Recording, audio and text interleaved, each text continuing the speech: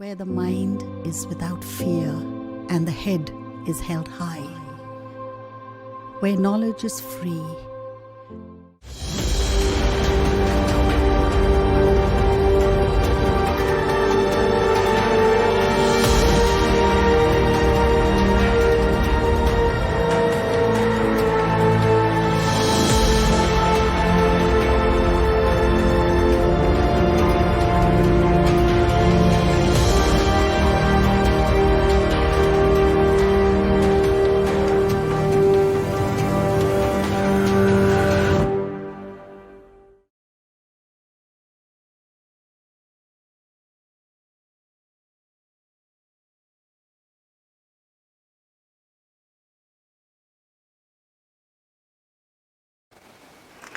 নমস্কার, আমি দেবী সরকার, শিবানী একাডেমি স্কুলে শিক্ষকতা করি। আমার বিষয় রাষ্ট্রবিজ্ঞান।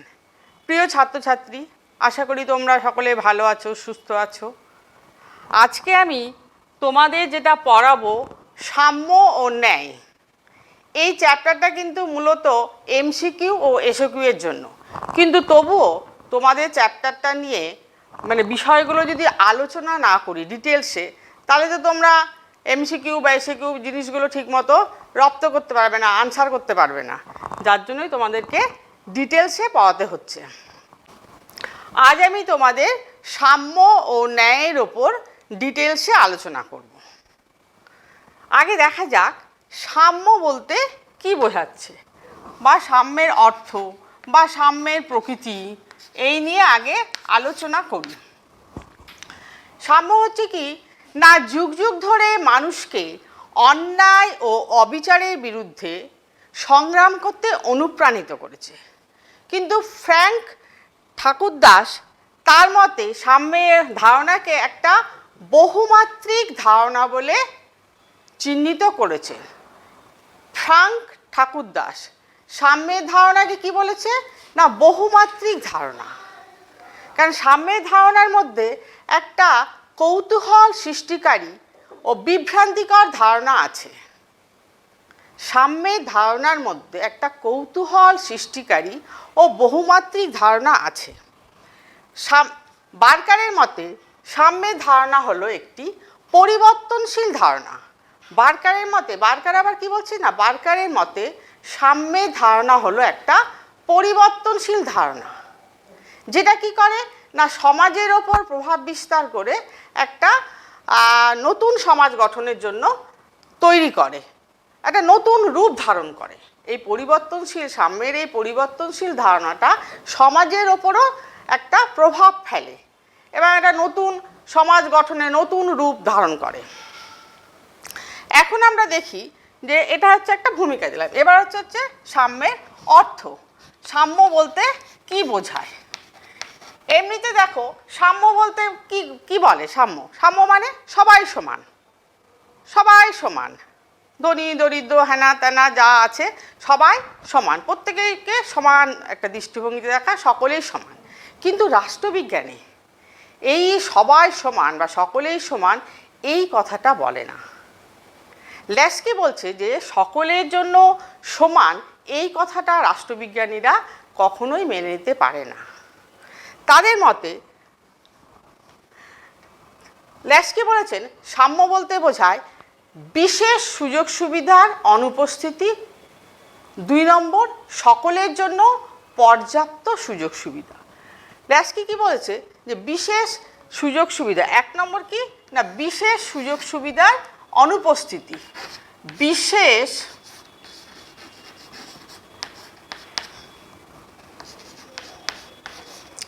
বিশেষ সুযোগ ও সুবিধার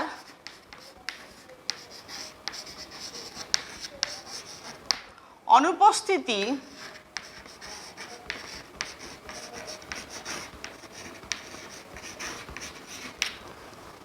2 নম্বর,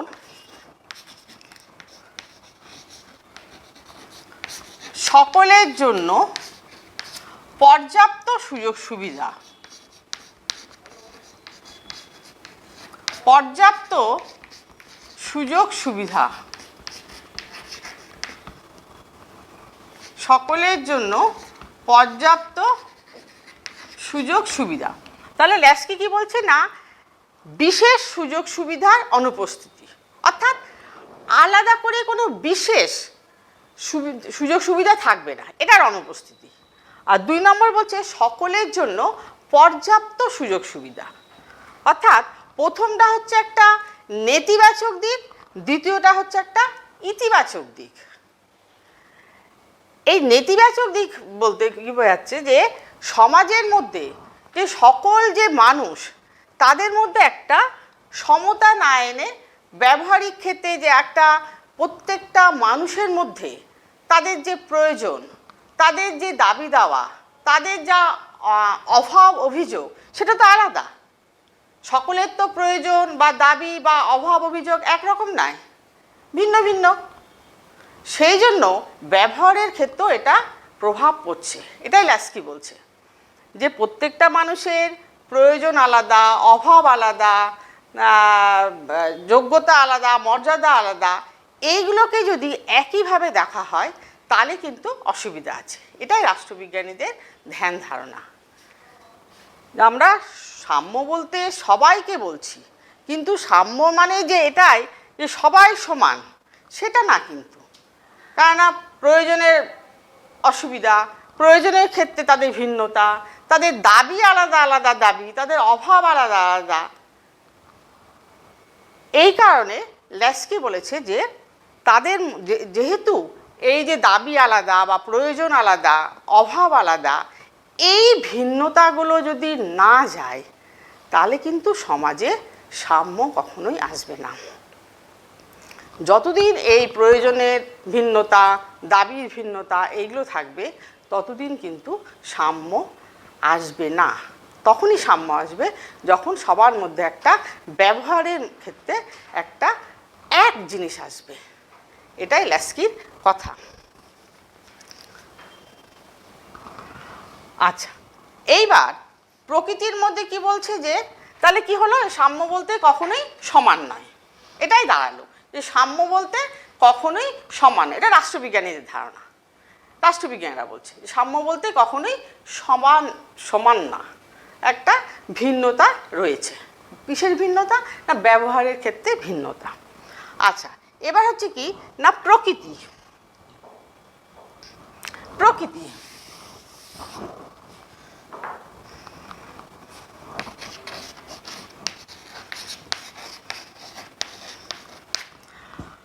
প্রকৃতি বলতে কি বোঝাচ্ছে, যে অধ্যাপক ল্যাস্কি কি বলছে না, ভিন্ন ভিন্ন দৃষ্টিকোণ থেকে এই সাম্যটাকে দেখেছে। যেমন ইতিবাচক দিক, নেতিবাচক দিক, এবং এছাড়াও ল্যাস্কি ছাড়াও মার্ক্সবাদীদের একটা দৃষ্টিভঙ্গি আছে। প্রকৃতির মধ্যে 1 নম্বর হচ্ছে কি না, নেতিবাচক দিক।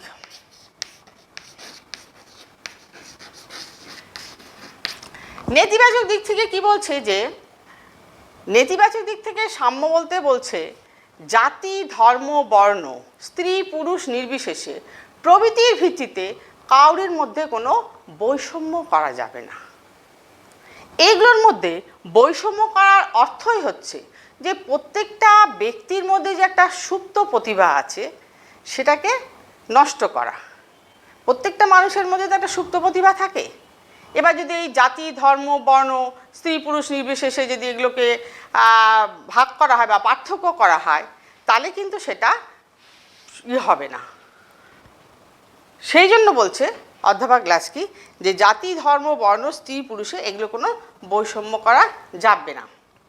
যেমন বলছে যে যোগ্যতা ও দক্ষতা অনুযায়ী প্রত্যেকে যে কোনো সরকারি চাকরি বা পদ বা আসন গ্রহণ করতে পারে, কিন্তু কাউকে যদি কোনো উত্তরাধিকার সূত্রে বসিয়ে দেওয়া হয় তাহলে কি হবে, সাম্যটা অবহেলিত হবে, সাম্য উপেক্ষিত হবে।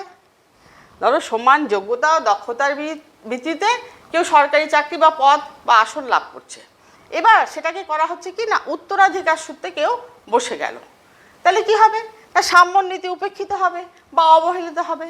এটাই হচ্ছে নেতিবাচক দিক। তাই বলছে যে মার্ক্স বলছে যে কখনোই অর্থনৈতিক সাম্য না থাকলে কখনোই সমাজে সাম্য আসবে না।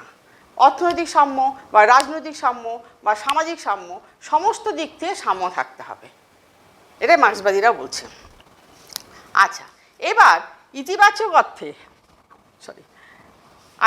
নেতিবাচক দিকের আরেকটা উদাহরণ আমি বলি। যেমন ধরো, উদাহরণটা কি না, ধরো এই যে যোগ্যতা ও দক্ষতার ভিত্তিতে যে কোনো সরকারি চাকরি বা পদ বা আসন লাভ করছে। এবার কিছু কিছু জায়গায় কোনো সঙ্গত কারণে স্ত্রী পুরুষের মধ্যে পার্থক্য করা হয়। যেমন ধরো পুলিশের চাকরি বা সামরিক বাহিনী, এগুলোতে কি, এগুলোতে এখন মহিলারা ঢুকছে কিন্তু পুরুষদেরকে বেশি পছন্দ করা হয়। আবার ধরো রোগীর পরিচর্যার ক্ষেত্রে যখন ওই নার্স নিয়োগ করা হয়, তখন পুরুষদের থেকে মহিলাদের অগ্রাধিকার সর্বজন স্বীকৃত। এটা কিন্তু সাম্যের নীতির পরিপন্থী নয়, অর্থাৎ এটাকে মেনে নেওয়া যায়। কিন্তু বর্তমানে এই পার্থক্যগুলো এখন নেই। বর্তমানে নার্স বা সামরিক বাহিনী বা পুলিশ সব কিছুতে এখন মহিলারা অগ্রাধিকার পেয়ে যাচ্ছে। আচ্ছা, এবার হচ্ছে কি না, ইতিবাচক দিক।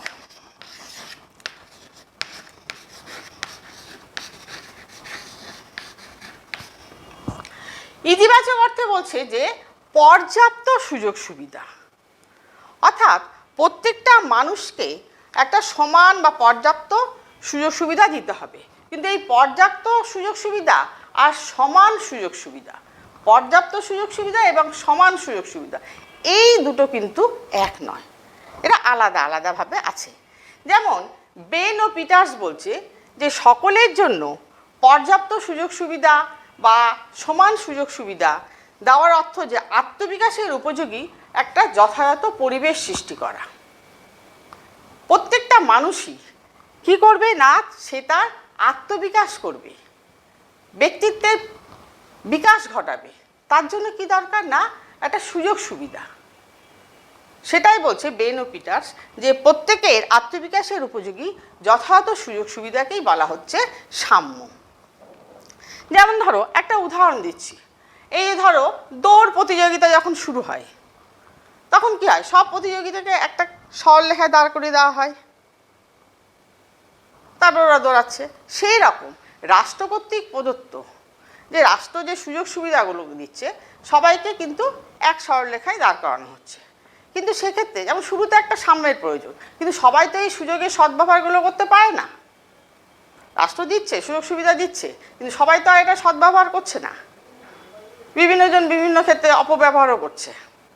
তো এটাই বলছে যে সকলকে সমান মর্যাদা ও স্বীকৃতি প্রদানের অর্থই হলো নীতিটিকে উপেক্ষা করা।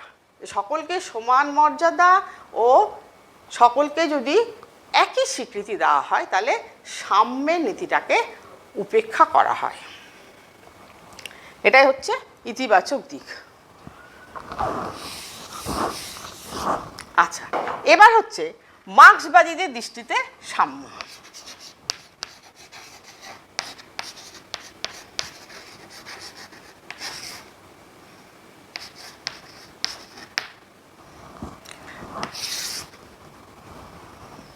মার্ক্সবাদীদের দৃষ্টিতে সাম্য।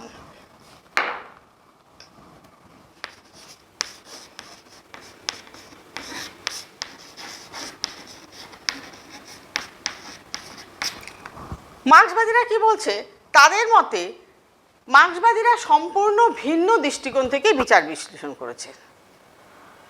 তারা বলছে যে সাম্য তখনই আসবে যখন সমাজে কোনো শ্রেণী বৈষম্য বা শ্রেণী বিভাগ থাকবে না।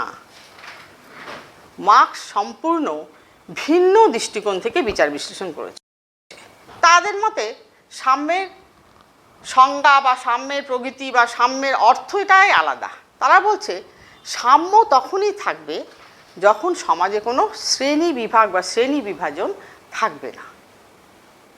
শ্রেণী বিভাগ থাকলেই তো ধনতান্ত্রিক সমাজ, বুর্জোয়া সমাজ, মধ্যবিত্ত সমাজ বা আপার ক্লাস, মিডল ক্লাস, এরকম বিভিন্ন ক্লাস চলে আসবে। কিন্তু মার্ক্স বলছে যে কোনো ক্লাস বা শ্রেণী থাকবে না, সবাই সমান। সমাজের বুক থেকে শ্রেণী বিভাগ লোপ করা হলেই সাম্য থাকবে। যেমন অর্থাৎ পুঁজিপতিদেরকে উচ্ছেদ করতে হবে এবং তাদের অধিকারচ্যুত করে করলেই কি হবে না ব্যক্তিগত যে সমস্ত ব্যক্তির তারা মুক্তি পাবে। আবার যে উৎপাদনের উপাদানসমূহ সেগুলোর যে মালিকানা সেগুলো কী করতে হবে না সমাজের একটা সামাজিক সম্পত্তিতে পরিণত করতে হবে। তাহলে কী হবে সাধারণ মেহনতি মানুষ তারাও একটা সম্পত্তি পাবে বা সেই সব অধিকার পাবে। নিজ নিজ যোগ্যতা ও দক্ষতা অনুযায়ী সকলে কাজ করতে পারবে বা কাজ করার সুযোগ পাবে এবং কাজ করার পরে যার যেটা কাজ সেই অনুযায়ী পারিশ্রমিক পাবে এবং যার যার যোগ্যতা এবং দক্ষতা সেই অনুযায়ী যে কাজ করা সেটাকে সবাই যেন সমান কর্তব্য বলে মনে করে। এটাই হচ্ছে মার্ক্সবাদীদের কথা। তারা মনে করে এই সমাজে শ্রেণী বলে কিছু থাকবে না, সবাই সমান। এই ধনতান্ত্রিক সমাজ বা এই যে মধ্যবিত্ত সমাজ এই সমাজগুলো থাকবে না, অর্থাৎ আপার ক্লাস মিডল ক্লাস এই যে ক্লাস বা শ্রেণী বিভাগ এগুলো থাকবে। এটাই মার্ক্সবাদীদের কথা।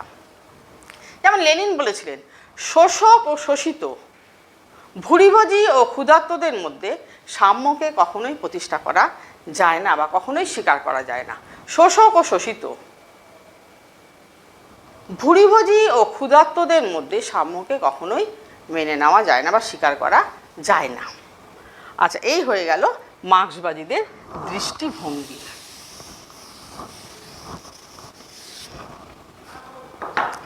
আচ্ছা, এবার হচ্ছে সাম্যের বিভিন্ন রূপ।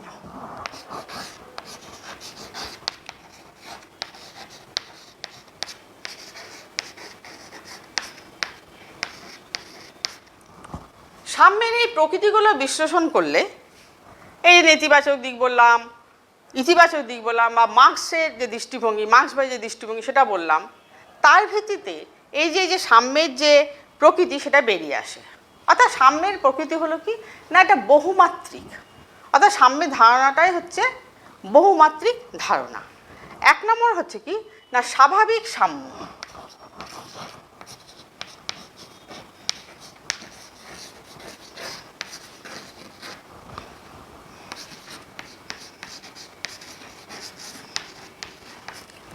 স্বাভাবিক সাম্য বলতে যে একটা শিশু জন্মাচ্ছে, জন্মাবার পর থেকেই ও কিন্তু কি হয়ে যাচ্ছে ও স্বাধীন ও সমানাধিকার সম্পন্ন।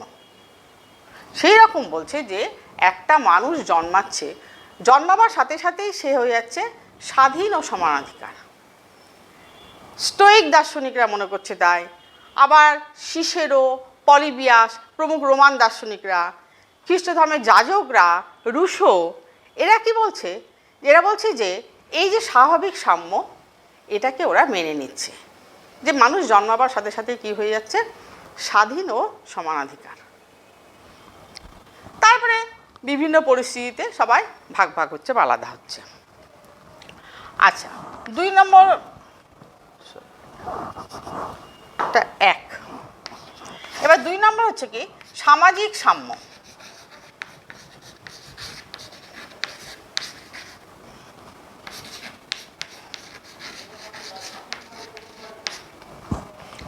সামাজিক সাম্য বলতে কি বোঝাচ্ছে যে সমাজের সামাজিক ক্ষেত্রে এই যে মানুষের সঙ্গে যে মানুষের সমতা সেটাকেই বোঝাচ্ছে সামাজিক সাম্য। যে সমাজের মধ্যে যে প্রত্যেকটা মানুষ আছে সেই মানুষের সাথে মানুষের যে একটা সমতা সেটাকেই বলছে সামাজিক সাম্য। যখন ধরো জাতি ধর্ম বর্ণ স্ত্রী পুরুষ নির্বিশেষে কাউরির মধ্যে পার্থক্য করা হচ্ছে না, সবাই সমান, জাতি ধর্ম বর্ণ স্ত্রী পুরুষ নির্বিশেষে সবাই সমান, তাদের মধ্যে কোনো পার্থক্য করা হচ্ছে না, সেটাকেই বলছে সামাজিক সাম্য। যেমন কিন্তু দাস সমাজ ও সামন্ত সমাজে কিন্তু এইরূপ সাম্যের অস্তিত্ব নেই, দাস সমাজেও নেই এবং সামন্ততান্ত্রিক সমাজেও নেই। তবে এই যে সামাজিক সাম্যের ধারণা ধনতান্ত্রিক সমাজ প্রতিষ্ঠিত হওয়ার সাথে সাথে সামাজিক সাম্যের ধারণাও প্রসার লাভ করে। তারপরে কি বলছে 3 নম্বর আইনসম্মত সাম্য।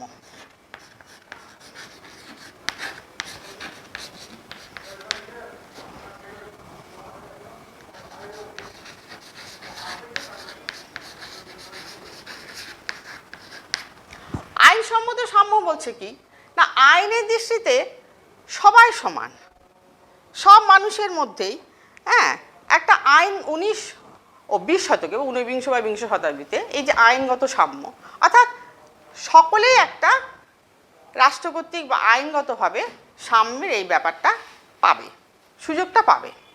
যেমন ধরো আইনগত সাম্য বলতে কী বোঝাচ্ছে? 1 নম্বর হচ্ছে কি না, আইনের দৃষ্টিতে সবাই সমান, প্রত্যেকটা মানুষ, একটা দরিদ্র ভিক্ষুক থেকে প্রধানমন্ত্রী বলো, রাষ্ট্রপতি বলো, সবাই সমান আইনের দৃষ্টিতে। 2 নম্বর হচ্ছে কি না, আইন কর্তৃক সমভাবে সংরক্ষণ। এই আইনের দৃষ্টিতে সাম্য বলতে কী বোঝাচ্ছে না, প্রত্যেকটা মানুষ তার পদমর্যাদা, তার যোগ্যতা, দক্ষতা, সমস্ত দিক দিয়ে প্রত্যেকটা মানুষ হচ্ছে সমান, কেউ আইনের বাইরে যেতে পারবে না, সবাই আইনের অধীনে, সরকারি বেসরকারি প্রতিষ্ঠান সকল আইনের অধীনে। আবার এরা যদি দোষ করে, এই দোষের জন্য সমস্ত অপরাধী একই রকম শাস্তি পাবে, কেউ এই শাস্তি থেকে বঞ্চিত হতে পারবে না বা কাউকে বঞ্চিত করা যাবে না যে ওর মর্যাদা বেশি বা ওর যোগ্যতা বেশি বা ওর দক্ষতা বেশি, এইভাবে করা। অর্থাৎ আইনের দৃষ্টিতে সবাই সমান। আর আইন কর্তৃক সমভাবে সংরক্ষণ, আইন কর্তৃক সমভাবে সংরক্ষণ কি, প্রত্যেকটা মানুষকে আইন কর্তৃক সমভাবে সংরক্ষিত হতে হবে। আবার এই আইনগত সাম্যকে আবার 3টা ভাগে ভাগ করছে।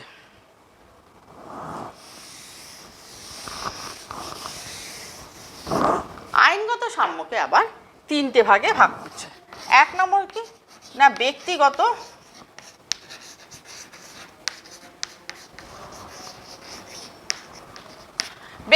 সাম্য।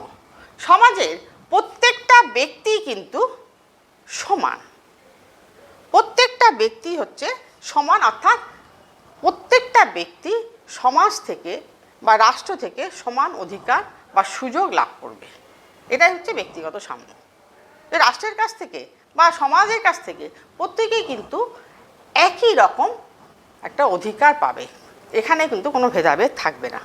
তারপর হচ্ছে কি না, রাজনৈতিক সাম্য।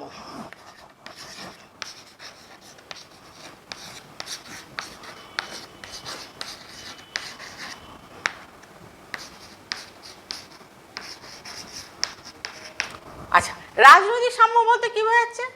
যে রাজনৈতিক সাম্য হচ্ছে কি না, সমাজের প্রত্যেকটা মানুষই এই রাজনৈতিক সাম্যের আওতায়, অর্থাৎ সকলেই, এই যে সরকার, আমাদের যে সরকার সরকারি কার্যকলাপে অংশগ্রহণ করবে, সরকারের যে কী নীতি, কী আদর্শ বা কার্যাবলী তার সমালোচনা করবে, আবার নির্বাচনে অংশগ্রহণ করবে, নির্বাচিত হওয়ার অধিকার আছে, এটা প্রত্যেকটা মানুষেরই আছে, এটাই হচ্ছে রাজনৈতিক সাম্য।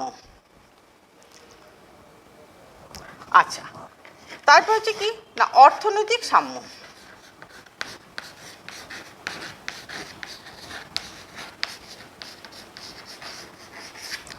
অর্থনৈতিক সাম্যকে বুর্জোয়া তাত্ত্বিকরা কি বলছে, যে অর্থনৈতিক সমতাকে অর্থনৈতিক সাম্য বলছে। বুর্জোয়া তাত্ত্বিকরা অর্থনৈতিক সমতাকে অর্থনৈতিক সাম্য বলছে। এইরূপ সাম্য আবার সমাজে অর্থনৈতিক সাম্য থেকে অর্থনৈতিক বৈষম্য নিয়ে আসে বেশি। ল্যাস্কি বলেছে যে সকলের একটা সমপরিমাণ সম্পদ থাকবে, এটা ল্যাস্কির মত, যে সকলের জন্য সমপরিমাণ সম্পদ থাকবে, কারণ সমপরিমাণ সম্পদ যদি না থাকে তাহলে তার সাম্য হচ্ছে না। তিনি বলছেন যে অর্থনৈতিক সাম্য বলতে সকলের জন্য সমান সুযোগ সুবিধা বা সমান অর্থনৈতিক সাম্যের দরকার, এটাকেই বলছে অর্থনৈতিক সাম্য ল্যাস্কির কথা অনুযায়ী। আচ্ছা, এরপরে আমরা কি বলছি না, আন্তর্জাতিক সাম্য। আন্তর্জাতিক সাম্য 4 নম্বর কি বলছে না, আন্তর্জাতিক সাম্য।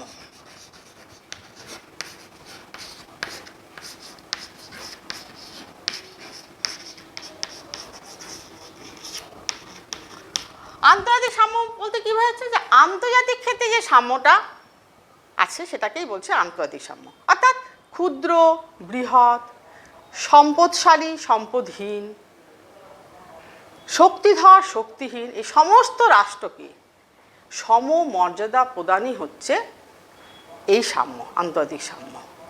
ক্ষুদ্র বৃহৎ, শক্তিধর শক্তিহীন, সম্পদশালী সম্পদহীন প্রভৃতি রাষ্ট্রকে সমমর্যাদা প্রদান করাকেই বলছে এইরূপ সাম্য, অর্থাৎ আন্তর্জাতিক সাম্য। সবাই সমান, আন্তর্জাতিক ক্ষেত্রে সবাই সমান, ছোট বড়, যাদের সম্পদ আছে যাদের সম্পদ নেই, যাদের শক্তি আছে শক্তি নেই, সমস্ত রাষ্ট্রকে একই মর্যাদা দেওয়া হবে। এটাই হচ্ছে সাম্য। তাহলে সাম্য নিয়ে আমার আলোচনা করা হয়ে গেল। এবার হচ্ছে কি না ন্যায়।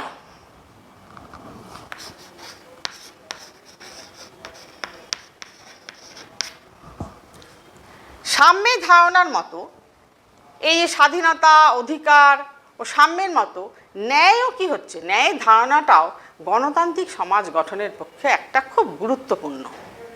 স্বাধীনতা যেমন আছে, অধিকার আছে, সাম্যও যেমন, সেই রকম ন্যায়ের ধারণাটাও গণতান্ত্রিক সমাজ গঠনের পক্ষে একটা খুবই গুরুত্বপূর্ণ।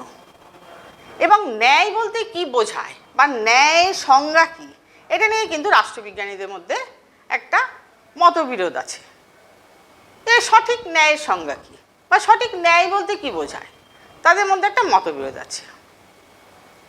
কিন্তু ন্যায় বলতে কি বোঝায় এটা গ্রিক বিজ্ঞানী পিথাগোরাস তার অনুগামীদের মতে সর্বপ্রথম ন্যায়ের উল্লেখ পাওয়া যায় তাদের রচনায়।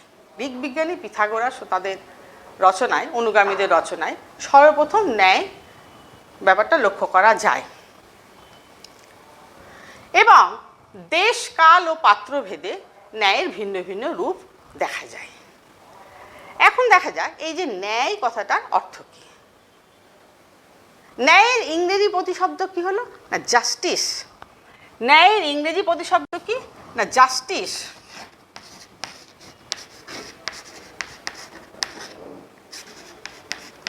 জাস্টিস, এই জাস্টিস কথাটা আবার এসেছে ল্যাটিন শব্দ জাস্টাস বা জাস্টিসিয়া থেকে। জাস্টাস ও জাস্টিসিয়া থেকে ল্যাটিন শব্দ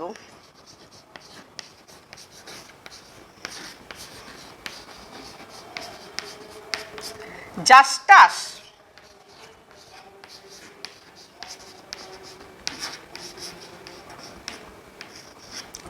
ও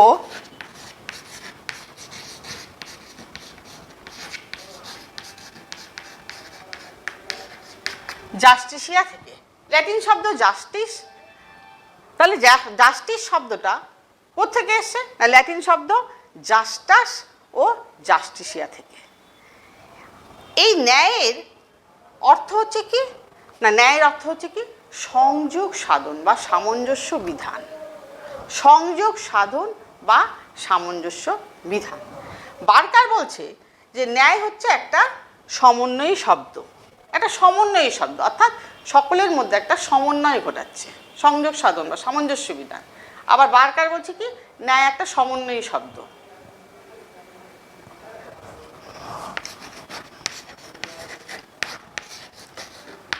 বার্কার কি বলছে, ন্যায় একটি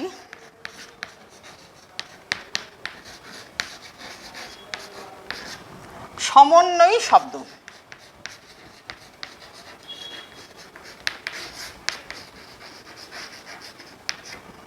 এটা কিন্তু তোমাদের এমসিকিউ বা এসএকিউ খুব থাকে যে বার্কারের মতে ন্যায় একটি সমন্বয়ী শব্দ, অর্থাৎ ন্যায় কি করছে একটা সামঞ্জস্য রক্ষা করছে, একটা সংযোগ সাধন করছে। তার মতে মনুষ্য সম্পর্কের একটা সম্পর্কের মধ্যে মানুষের সাথে মানুষের বা মূল্যবোধের সঙ্গে মূল্যবোধের যে একটা বিরোধ, তার মধ্যে কি করছে না ন্যায় একটা সংযোগ ঘটাচ্ছে। আচ্ছা, এইবার ন্যায়ের ধারণা করতে গিয়ে আমরা দেখলাম যে ন্যায় হচ্ছে কি একটা সংযোগ বা সামঞ্জস্য রক্ষা করছে। এবার ন্যায়ের এই যে দেশকাল পাত্রভেদে ন্যায়ের একটা ভিন্ন ভিন্ন রূপ বা প্রকৃতি দেখা যায়, সেটা নিয়ে আলোচনা করব। তো ন্যায়ের অর্থ হয়ে গেল, ন্যায় কথাটা কোথা থেকে এসেছে সেটাও পেয়ে গেলাম, বার্কারের মত সেটাও পেয়ে, এটা খুব ইম্পর্টেন্ট, এটাও পেয়ে গেলাম। এবার হচ্ছে প্রকৃতি।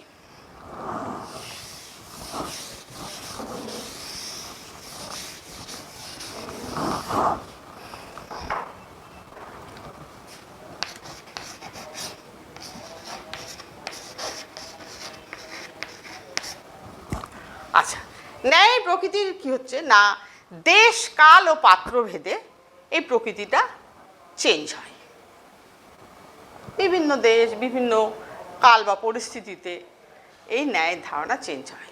তবে উদারনৈতিক দৃষ্টিভঙ্গি ও মার্ক্সীয় দৃষ্টিভঙ্গিতে যে ন্যায়, সেটা নিয়ে আলোচনা করব।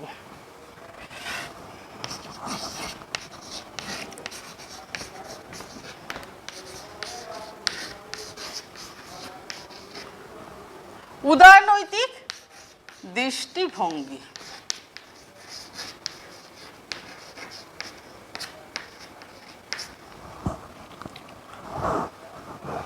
আচ্ছা, উদারনৈতিক দৃষ্টিভঙ্গিতে কি বলছে যে উদারনৈতিক দৃষ্টিভঙ্গির যে অন্যতম প্রবক্তা কেন, আর্নেস্ট বার্কার। উদারনৈতিক দৃষ্টিভঙ্গির অন্যতম প্রবক্তা হচ্ছে আর্নেস্ট বার্কার। তার মতে ন্যায় হচ্ছে কোনো বিমূর্ত ধারণা না, অর্থাৎ অ্যাবস্ট্রাক্ট না, কোনো একটা অ্যাবস্ট্রাক্ট ব্যাপার না, বিমূর্ত ধারণা, অর্থাৎ সামাজিক বাস্তবতা। মানে অর্থাৎ এটা একটা বাস্তব ভিত্তিক, এটা একটা বাস্তবের সাথে যোগাযোগ আছে, অর্থাৎ বাস্তবের উপর ভিত্তি করে ন্যায়টা। এটাই হচ্ছে আর্নেস্ট বার্কারের কথা। আর্নেস্ট বার্কার উদারনৈতিক দৃষ্টিভঙ্গির যে প্রবক্তা আর্নেস্ট বার্কার, উনি বলছেন ন্যায় হচ্ছে একটা সামাজিক বাস্তবতা, কোনো বিমূর্ত ধারণা, অর্থাৎ বাস্তবের ওপর ভিত্তি করে ন্যায়টা, এর একটা বাস্তব ভিত্তি রয়েছে। এটা বার্কারের কথা। এবার এই যে ন্যায়, ন্যায় কি করছে না, প্রকৃতির মধ্যে একটা ভারসাম্য রক্ষা করছে। প্রকৃতির মধ্যে একটা ভারসাম্য রক্ষা করছে, সমস্ত মানুষ, সমস্ত পরিস্থিতি, তার মধ্যে একটা ভারসাম্য রক্ষা করছে। এবং এই যে ন্যায়, তার পেছনে কি হচ্ছে, একটা আইন আছে।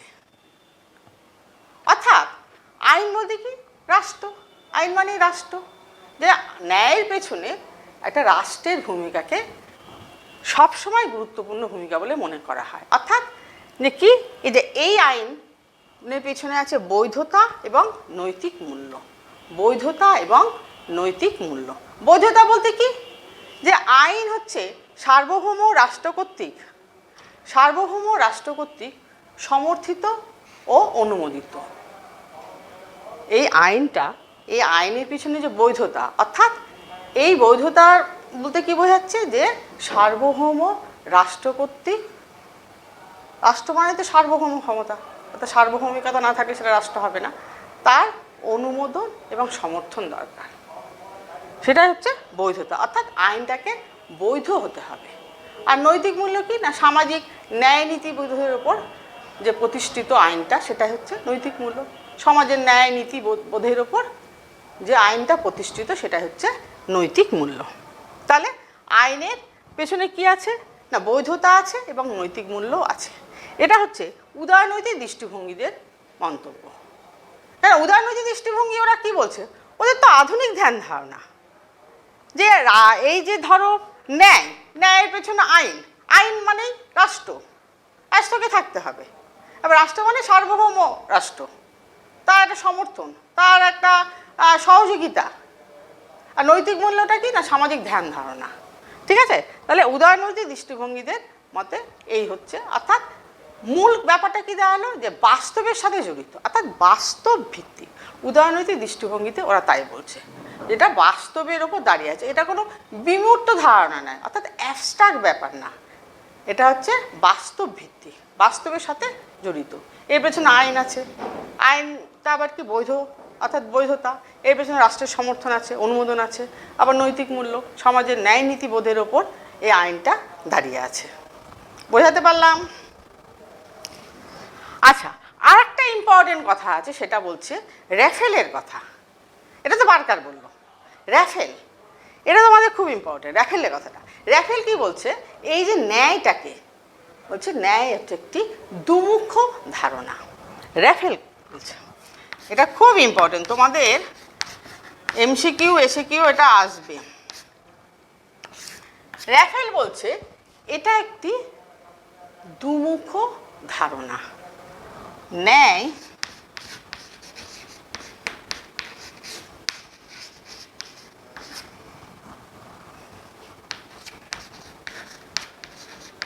দুমুখ ধারণা। খুব ইম্পর্টেন্ট। র্যাফেল বলছে ন্যায় একটি দুমুখ ধারণা, দুটো মুখ। কি কি দুটো মুখ? একদিকে হচ্ছে রক্ষণশীল, আর দিকে হচ্ছে সংস্কারবাদী। একদিকে রক্ষণশীল, আর দিকে হচ্ছে সংস্কারবাদী। রক্ষণশীল মানে কি বলছে? যে সমাজের যে স্থিতাবস্থা, সমাজের স্থিতাবস্থা মানে এখানে কোনো পরিবর্তন নেই, যেটা চলে আসছে, পরম্পরা, ট্র্যাডিশনাল, সেটাকেই বলছে রক্ষণশীল। আরেকটা কি বলছে? সংস্কারবাদী। অর্থাৎ কি না, যেটাতে একটা সামাজিক যে পরিবর্তন হচ্ছে, সমাজ তো সবসময় পরিবর্তিত হচ্ছেই বিভিন্ন পরিস্থিতিতে, সেই পরিবর্তনটাকে বলছে সংস্কারবাদী। অর্থাৎ চেঞ্জ হচ্ছে, পরিবর্তন হচ্ছে সমাজ। তাহলে র্যাফেল কি বলছে? ন্যায় একটি দুমুখ ধারণা। একদিকে হচ্ছে সংস্কারবাদী, একদিকে হচ্ছে রক্ষণশীল, আর একদিকে হচ্ছে সংস্কারবাদী। রক্ষণশীল মানে কি না, সমাজের স্থিতাবস্থার ওপর এটা দাঁড়িয়ে আছে, অর্থাৎ যেটা চলে আসছে, পরম্পরা, ট্র্যাডিশনাল। আর সংস্কারবাদী বলতে কী বোঝাচ্ছে না, যেটা সমাজ যেটা পরিবর্তন হচ্ছে সেটাকেই বলছে সংস্কারবাদী। তাহলে এই হচ্ছে উদারনৈতিক দৃষ্টিভঙ্গি। আশা করি তোমাদের বোঝাতে পারলাম।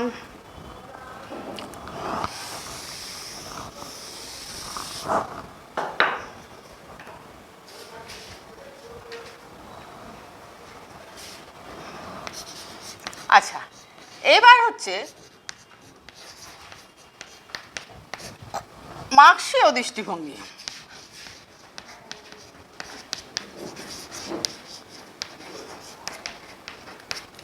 মার্ক্সীয় দৃষ্টিভঙ্গি অনুসারে কি বলছে যে মার্ক্সের মতে ধনতান্ত্রিক সমাজে বন্টনমূলক ন্যায়ের মাধ্যমে শ্রেণী শোষণ বন্ধ করা যায় না। ধনতান্ত্রিক সমাজে বন্টনমূলক ন্যায়ের মাধ্যমে শ্রেণী শোষণ বন্ধ করা যায় না। এইরূপ সমাজে যারা বুর্জোয়া শ্রেণী, অর্থাৎ যারা সমাজটাকে প্রভুত্ব করছে, তারা কি করছে না, রাষ্ট্রকে তাদের হাতিয়ার হয়ে, মানে হাতিয়ার হিসেবে চালাচ্ছে, তাদের মতো করে চালাচ্ছে, তারা যেটা চায় সেইভাবে রাষ্ট্রকে চালাচ্ছে। এখানে তাহলে কি হচ্ছে না, সাধারণ মেহনতি মানুষ তারা বঞ্চিত হচ্ছে।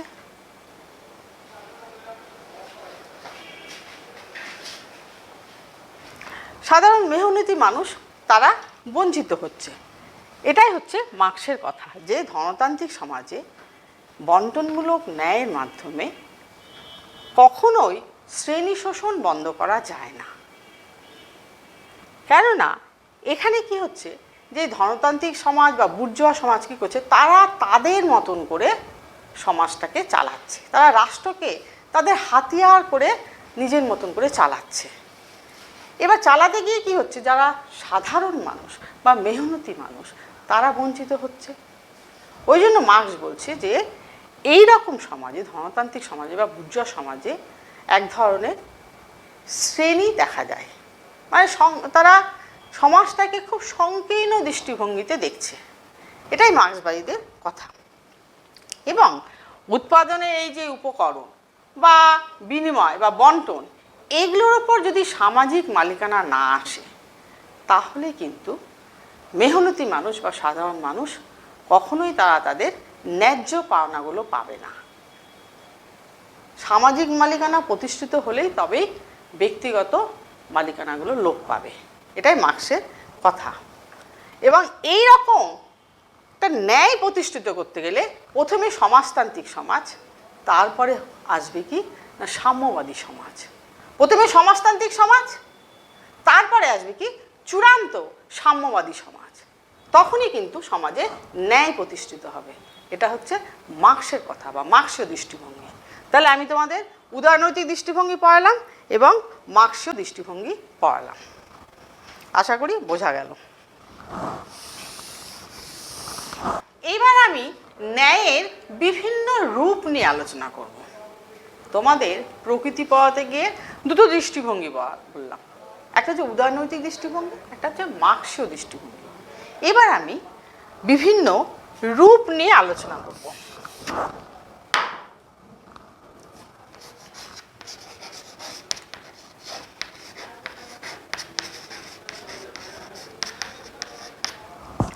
রাষ্ট্রবিজ্ঞানীরা ন্যায়ের বিভিন্ন রূপে আলোচনা করেছে, বিভিন্ন সময়ে বিভিন্ন রূপ। প্রথমে কি না আইনগত ন্যায়।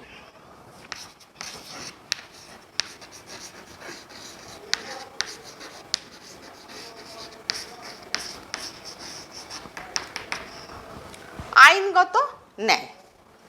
আচ্ছা, আইনগত ন্যায় বলতে বোঝাচ্ছে যে দেশের যে প্রচলিত আইন সেই অনুযায়ী চলাটাকেই বলছে আইনগত ন্যায়।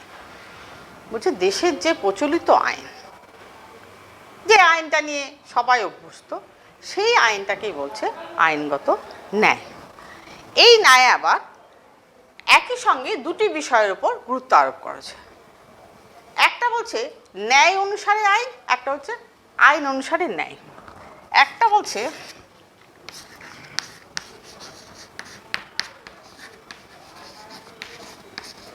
ন্যায় অনুসারে আইন,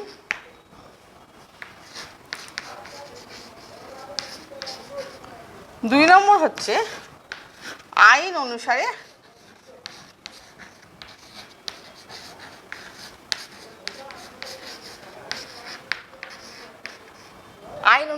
ন্যায়।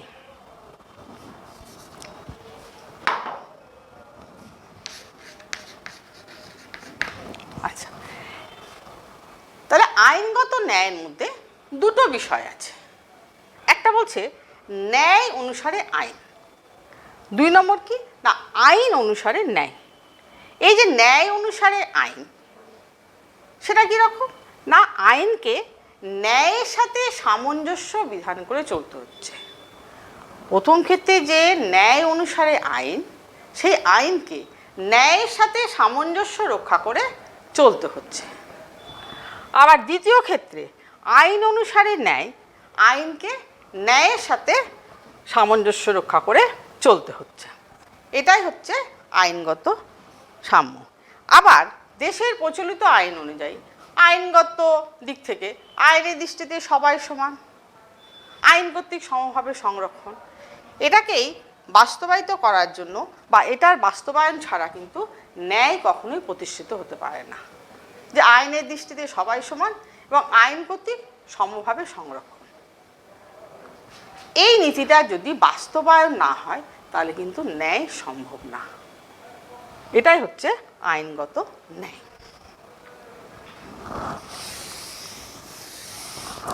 আচ্ছা, তারপরে হচ্ছে কি না রাজনৈতিক।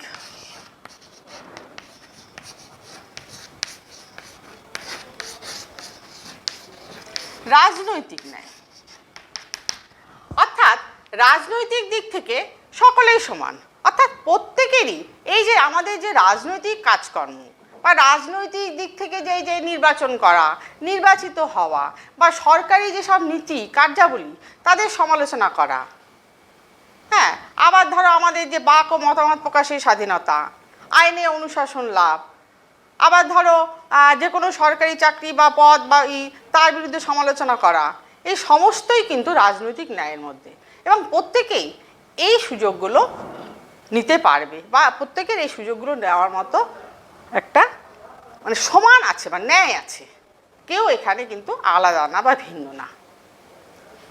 আর রাজনৈতিক ন্যায় হচ্ছে কি না এখানে রাজনৈতিক ন্যায়ের যখনই থাকবে তখনই কিন্তু রাজনৈতিক সাম্য আসবে। অর্থাৎ রাজনৈতিক ন্যায়ের ধারণা অনুসারে জনগণই হচ্ছে কি না সমস্ত রাজনৈতিক ক্ষমতার উৎসস্থল। কেন সরকারকে বা রাষ্ট্রকে জনগণের ওপর নির্ভর করতে হচ্ছে।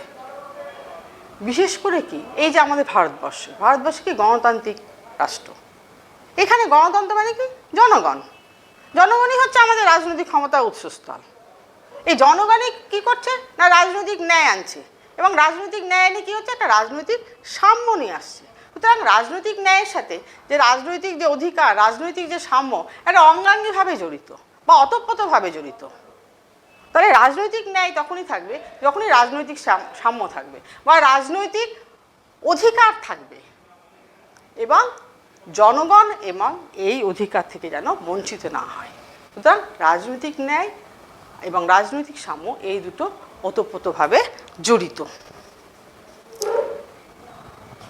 মার্ক্সবাদীরা কি বলছে যে অর্থনৈতিক ক্ষেত্রে অসাম্য বৈষম্য বজায় থাকলে রাজনৈতিক ন্যায় কখনোই আসতে পারে না। এটা মার্ক্সবাদীদের কথা। মার্ক্সবাদীরা কি বলছে যে অর্থনৈতিক ক্ষেত্রে অসাম্য বৈষম্য থাকলে পরে রাজনৈতিক ন্যায় কখনোই আসতে পারে না।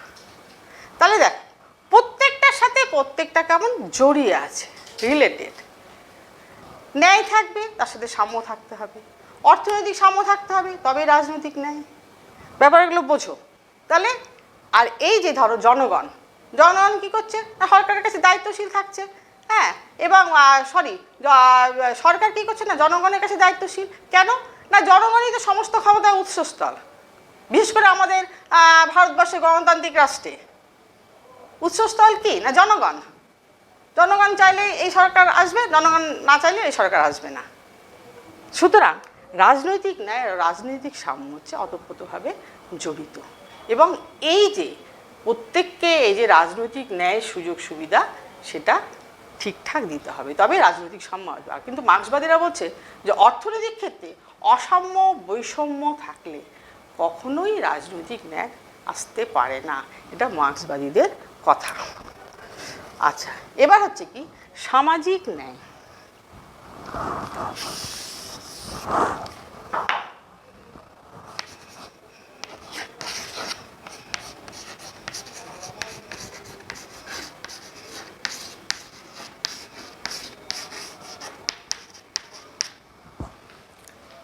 সামাজিক ন্যায় বলতে বোঝাচ্ছে যে সমাজের, এটা একটা আপেক্ষিক ধারণা। সামাজিক ন্যায়টা কীরকম, যে আজকে যেটা মনে হচ্ছে সামাজিক ন্যায়, ভবিষ্যতে ওটা হবে ন্যায় না, অন্যায়, অন্যায্য। কীরকম, যেমন এক সময় ছিল সতীদাহ প্রথা ভারতবর্ষে, তখন তো এটা সামাজিক ন্যায় ছিল। যে স্বামী মারা যাচ্ছে, তার জ্বলন্ত চিতায় সতীকে পুড়িয়ে দিল, তারপর যা সতীদাহ প্রথা নিবারণ হয়েছে। কে করেছে? রাজা রামমোহন রায়।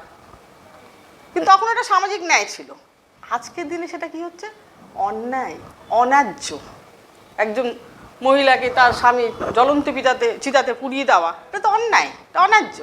আবার এই যে ইউরোপে দাস প্রথা, সেই সময় সামাজিক ন্যায় ছিল, কিন্তু আজকের দিনে সেটা কি? অন্যায়, অন্যায্য। তাহলে সামাজিক ন্যায় ব্যাপারটা কি হচ্ছে? একটা আপেক্ষিক ধারণা। আজকে যেটা ন্যায়, ভবিষ্যতে ওটা হয়ে যাবে অন্যায় বা অন্যায্য। যেমন দুটো উদাহরণ দিলাম, ভারতবর্ষে সতীদাহ প্রথা এবং ইউরোপে দাস প্রথা। এছাড়া দেখো যে উদাহরণ হিসেবে বলা যেতে পারে যে সামাজিক ন্যায়ের যে আধুনিক ধারণা, অর্থাৎ ভারতবর্ষে সুরক্ষা হেতু বৈষম্য, এই নীতির কথা বলা হচ্ছে। সুরক্ষা হেতু বৈষম্য, ভারতে এই নীতিটা গ্রহণ করা হচ্ছে। সুরক্ষা হেতু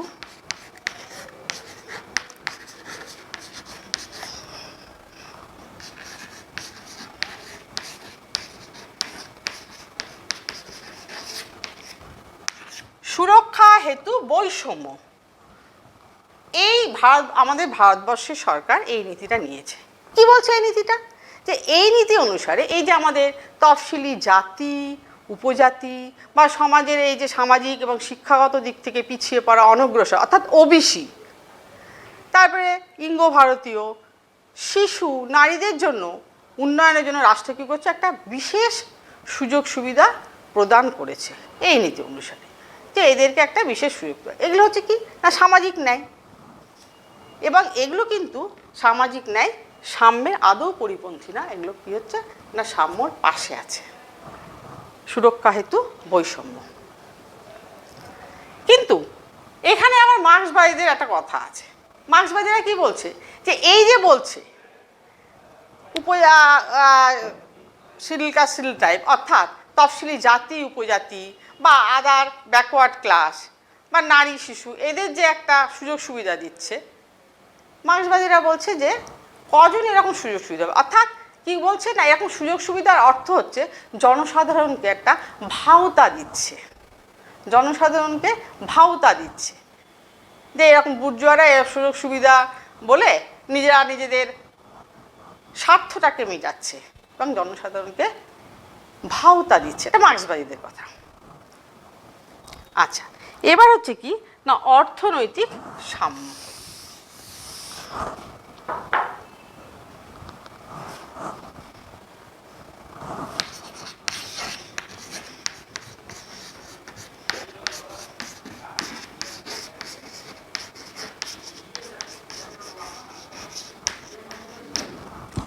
অর্থনৈতিক সাম্য। অর্থনৈতিক সাম্য বলতে কী বোঝাচ্ছে না, এই যে অর্থনৈতিক সাম্য বলতে উদারনীতিবাদীদের সাথে মার্ক্সবাদীদের একটা দৃষ্টিভঙ্গির পার্থক্য আছে। মার্ক্সবাদীরা কি বলছে যে সমাজে কোনো শ্রেণী থাকবে না, একটা সমাজ মানে শ্রেণীহীন হয়ে যাবে, সমাজ হবে সমাজতান্ত্রিক, তারপরে হয়ে যাবে সাম্যবাদী। এটা মার্ক্সবাদী দৃষ্টিভঙ্গি। কিন্তু উদারনীতিবাদীরা তা বলছে না। উদারনীতিবাদীরা কি বলছে না, সমাজে শ্রেণী থাকবে, আবার ক্লাস, মিডল ক্লাস, এবং রাষ্ট্র সবাইকে সুযোগ সুবিধা দিবে, তারাও সুযোগ সুবিধা দিবে। তার মধ্যেও কি করতে হবে না, রাষ্ট্রকে জনকল্যাণকর কাজ করতে হবে, সকলের ভালো করতে হবে। এটা উদারনীতিদের দৃষ্টিভঙ্গি। আর মার্ক্সের দৃষ্টিভঙ্গি তো বললাম। তো আইনগত সাম্য, অর্থনৈতিক সাম্যের মধ্যে এই যে উদারনীতিবাদী এবং মার্ক্সবাদীদের মধ্যে একটা দৃষ্টিভঙ্গির পার্থক্য দেখা যাচ্ছে। কি পার্থক্য না, এই যে জনকল্যাণকর রাষ্ট্রের প্রবক্তারা মানে উদারনীতিবাদীরা কি বলে না, রাষ্ট্র হবে একটা জনকল্যাণকর, সকলের যাতে কল্যাণ সাধিত হয়। সেই জনকল্যাণকর রাষ্ট্রের প্রবক্তারা ওরা কি চাচ্ছে, গতিশীল কর ব্যবস্থা। অর্থাৎ কর ব্যবস্থাটা থাকতে হবে, কর ব্যবস্থা না থাকলে পরে হবে না। যে একজন ব্যক্তি প্রচুর আয় করবে আর একজন দরিদ্র ভিক্ষুক খেতে পাবে না, সেটা হবে না। গতিশীল কর ব্যবস্থা থাকতে হবে এবং রাষ্ট্রকে জনকল্যাণকর কার্যাবলী করতে হবে, তবেই কিন্তু সমাজে অর্থনৈতিক সাম্য আসবে। এটা উদারনীতিবাদীরা বলছে যে গতিশীল কর ব্যবস্থার প্রবর্তন এবং রাষ্ট্র কর্তৃক জনকল্যাণকর কার্যাবলী সম্পাদন করতে হবে। এবং তার সাথে সাথে উদারনীতিবাদীরা বলছে যে স্বাধীন ও নিরপেক্ষ বিচার ব্যবস্থার প্রবর্তন। এটা উদারনীতিবাদীদের কথা। আবার মার্ক্সবাদীরা কি বলছে যে ব্যক্তিগত সম্পত্তি বিলোপ করতে হবে, কোনো ব্যক্তিগত সম্পত্তি থাকবে না। অর্থাৎ ব্যক্তিগত সম্পত্তিকে বিলোপ করে একটা সামাজিক সম্পত্তি আনতে হবে। এবং এই সব সামাজিক সম্পত্তির পরে কি হবে, সমাজ সমাজতান্ত্রিক সমাজ, তারপরে সাম্যবাদী সমাজ, তবেই কিন্তু সমাজটা ঠিক হবে। এটা মার্ক্সবাদীদের কথা।